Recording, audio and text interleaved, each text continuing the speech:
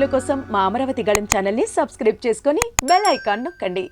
ఆంధ్రప్రదేశ్ ప్రభుత్వం కీలక నిర్ణయం తీసుకుంది.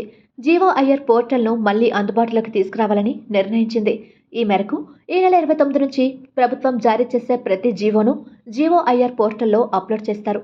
అంటే ప్రభుత్వం జారీ చేసే ప్రతి జీవో ప్రజలకు అందుబాటులో ఉంటుంది.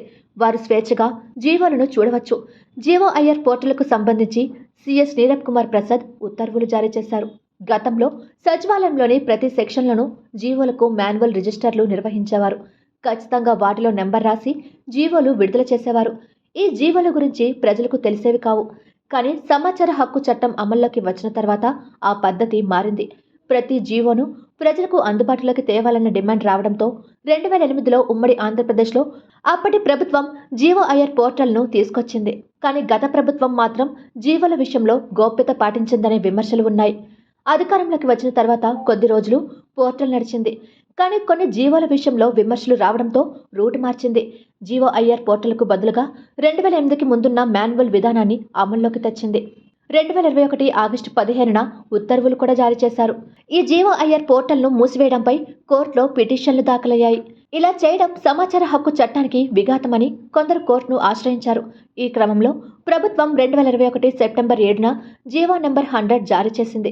ప్రభుత్వ ఉత్తర్వులన్నీ top secret, secret, confidential, routine nature అంటూ కేటగిరీలుగా విభజించింది.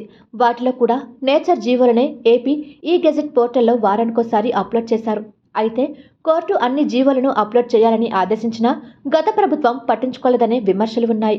ఏపీలో ఎన్డీఏ కూటమి ప్రభుత్వం వచ్చిన తర్వాత మొత్తం అన్ని జీవోలను ఈ గెజెట్తో పాటు ఇతర మార్గాల్లో ప్రజల్లోకి అందుబాటులోకి వస్తున్నాయి. అలాగే గతంలో ఉన్న జీఓఐఆర్ పోర్టల్ను మళ్లీ ప్రారంభించి అన్ని జీవోలు అప్లోడ్ చేయాలని నిర్ణయించింది.